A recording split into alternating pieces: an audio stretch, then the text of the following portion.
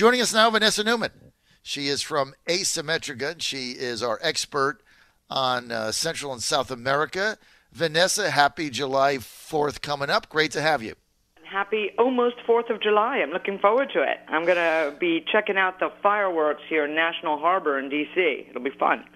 I know, and I'll be doing that too, and I'm going to the Nationals Red Sox game tomorrow, so that's going to be a lot of fun, although the Nationals not beating anybody these days.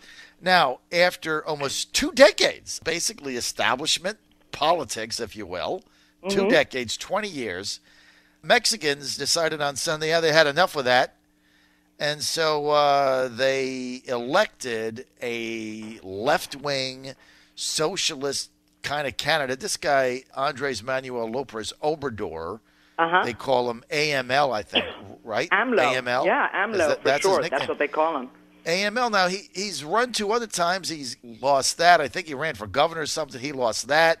Guy was like a 3-time loser. Now they put him in power. He says he calls for an invasion of America. He says wages are too low, and he's going to get rid of the cartels, even though his predecessors put the whole army on it and lost. What's going on? Yeah, lost. Good luck getting rid of the cartels. Well, he's an interesting character because from our perspective, from the American perspective, he's not just the president. His party, his ruling coalition, won a majority of the governorships, control of the Congress, of both houses of Congress. So this guy has a mega mandate, and he had like a 30-point lead in the election. So they want him in. I mean, make no mistake, this is not an accidental election. This was they swept him into power and his party. So, I think they just got fed up with a lot of the corruption, the big machinery of the main party, which was the PRI, the P-R-I, which is just a huge, machinery. And so it's amazing that this guy just overthrew it all.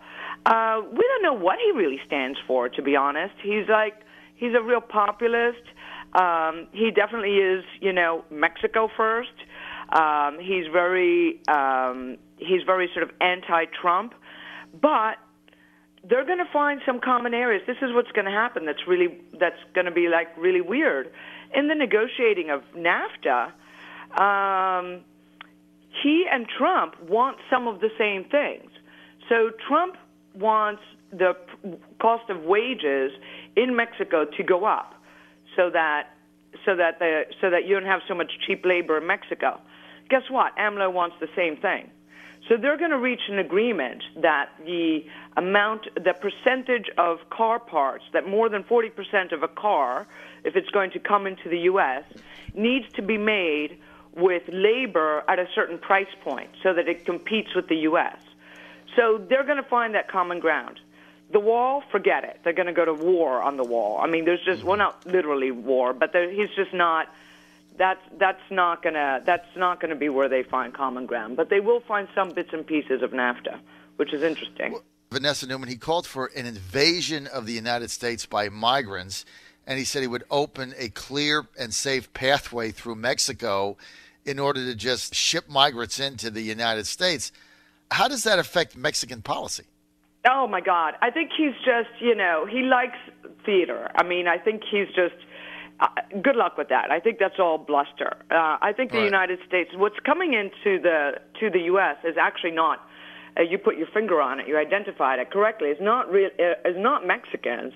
It's what we call other than Mexicans, which is the Central Americans, right? So what the Mexicans really should be doing is stopping them at their southern border, because they're coming in through the south of Mexico from Guatemala, El Salvador, Honduras, and traveling the whole length of Mexico to the U.S. border.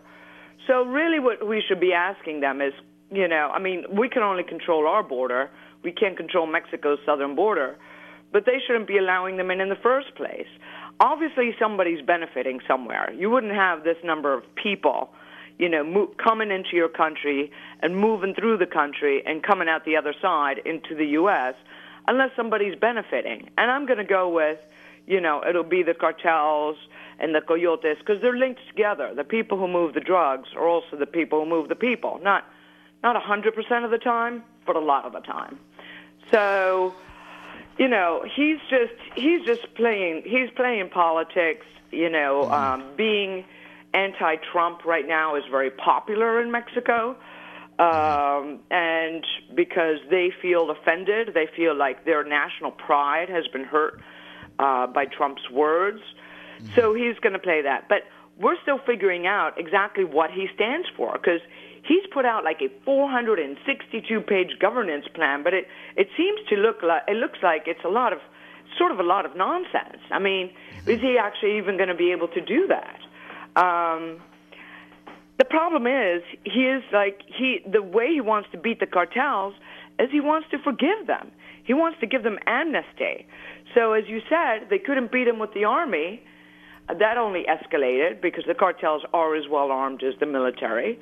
Or better. So now he's like, oh, just forgive them. Just let them be and let them operate. And that should freak us out. That's really bad. I mean, look, the cartels, I mean, the biggest problem in Mexico, Vanessa Neumann, to me, and I think anybody that's from the outside looking in, is like, you can't have a country where your criminals, your crime syndicate is more powerful than the government.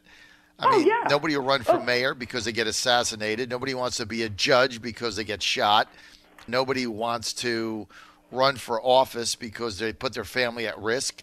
Nobody wants to be a prosecutor because they get murdered. I mean, so everything is corrupt. Everybody's on the take. They run the government. They have better weaponry. They have a bigger army. Right. I mean, this election cycle, I've lost track of exactly how many died, but hundreds and hundreds of local, certainly over 100. I think the number's actually even closer to 200. Politicians and judges were killed during this electoral cycle by the cartels because they spoke out against them and they said, I'm going to stop the cartels, I'm going to prosecute them. So they just went and killed them. So that's part of the problem, as you say. That's one of the things that people are just fed up with the corruption. They're fed up with the violence. So they're going to give this guy a chance. I just don't think he's going to be the answer. I think they're going to be disappointed. They're looking to him to be like some sort of savior, and I think it's just a recipe for disaster. Well, I mean, AMLO's answer, as you said, Vanessa Neumann from Mesa Metrica, AMLO's answer is just give him amnesty. Basically do whatever you want. For that I mean, in security or continue in to operate. Theory. We call it a pax mafiosa. So you make your peace with the mafia and just let them operate. Right, you let them operate. You know, it stops the shooting, but it also means you're not in control anymore, like they are. They now rule the country, not you. I mean, they do. They rule the country. They can do whatever they want, and they have the armament. And then they'll only get bigger and bigger, right? Because meantime, everybody, once you do that, the corruption in the government, it just grows more because there's no consequence. And so everybody's on the take from everybody, and they basically run Mexico. So you might as well turn the government over to them. Well, exactly. They run the country. Exactly. And that's right on our southern border. I mean, we can't have that as a neighbor. And neither, by the way, can the people of Mexico. I mean, operate with utter impunity. They're already, you know, up to their eyeballs, as I said, in violence and corruption. That's what this guy's supposed to fix. But I don't see how giving them amnesty is that. So one of the things I know that the Trump administration, which has been very strong on things to do with like corruption and money laundering in Latin America, you know, they're watching also whether one of the reasons that he's sort of so pro the cartels is that there's a lot of money also flowing, not just from the cartels within Mexico, but from other countries into his, into his political program, into his political campaign. One of the things that, I've been on your show before to talk about Venezuela because I was born there and I've seen what happened. That, you know, Venezuela is a great example of what happens when you mix socialism, drug cartels, and corruption. I mean, it's like Exhibit A. Some of the money from there has been flowing into Mexico. So I think the U.S. is sort of watching that and saying, you know, that his statements about forgiving the cartels is probably indicative, almost certainly indicative, that it's not just that he wants peace, but he's actually on the take, right? We call it follow the money. So I'd say what? we'll see. I think it's going to be. I don't think he's going to turn out to be quite as a crazy socialist as he claims, because I just think he can't do a lot of those things. But I think that the drug cartel situation and the corruption is going to be really bad.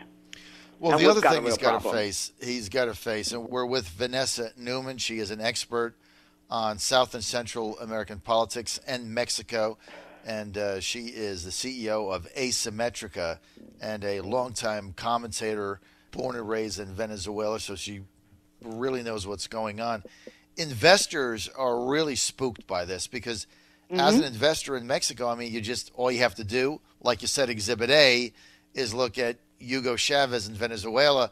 When basically things went down, they just started confiscating property, nationalizing industries, businesses. They took your land, they took your building, they took your equipment, and they threw you out. And it's brutal. He can do the same thing. It's absolutely brutal. They threw you out, and if you protest, they throw you in prison and they torture you. I mean, it's hardcore. And, it's like 2 decades of socialism plus corruption plus drugs plus everything else has just made a total criminal state where there's no human rights.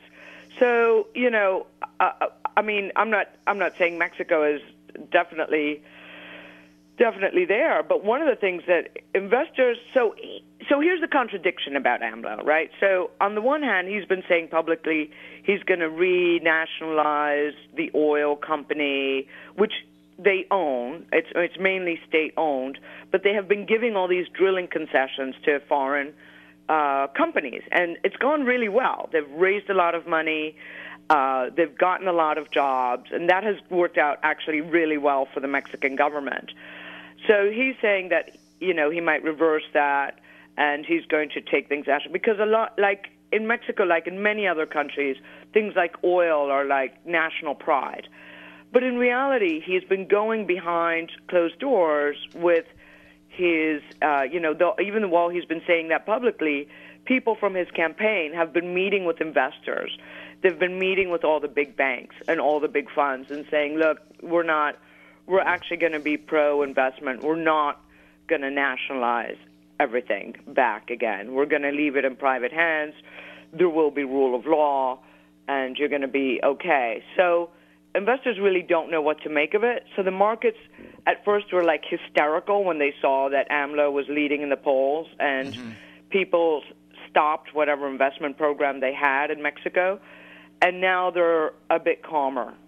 But, this guy is sort of a mystery. I think it's going to be a little chaotic, It's going to be a bit of this and a bit of that.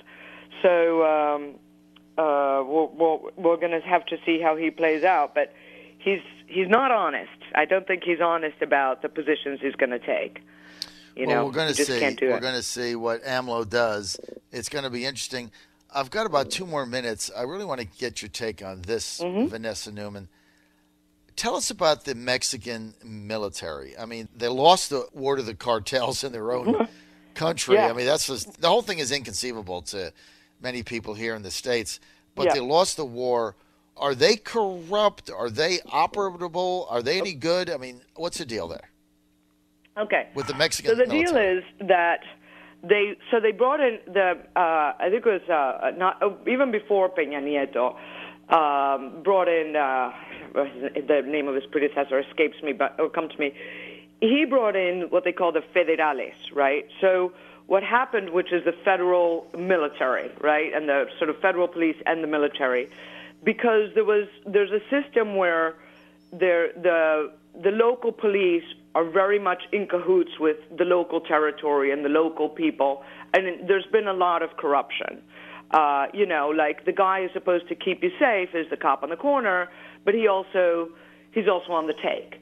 So they decided to take control and disrupt those cozy local relationships by taking it federal and taking control, because you had this horrible case of the 43 students in Iguala, Mexico, that were actually killed by a drug cartel, but it was the local governor who got his policemen to take the girls and turn them over to the cartel, who then slaughtered them and left their burning bodies.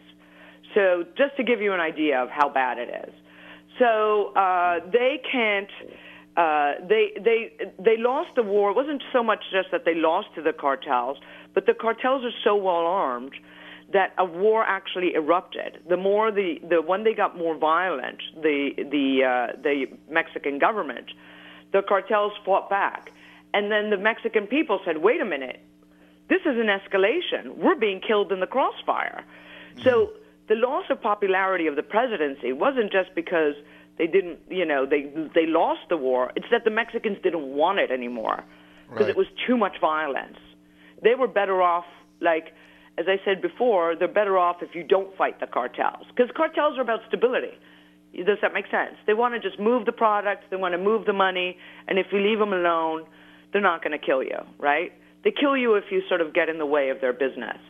So the Mexican people said, look, we were better off before you started fighting them. And that's where the Mexican people are at. They're trying to figure out what the solution is here. They're hoping AMLO has it. But great segment. I really appreciate your perspective, Vanessa Neumann. Every time I have you on my show, I learn so much about Central and South American politics. You're our expert there. Thank you so much. I really appreciate it. Thank you so much. Happy 4th of July. Looking forward to having you back. That's right. Happy 4th of July, Vanessa Neumann. You can follow her on Twitter at Vanessa Neumann with Asymmetrical. She's the CEO there.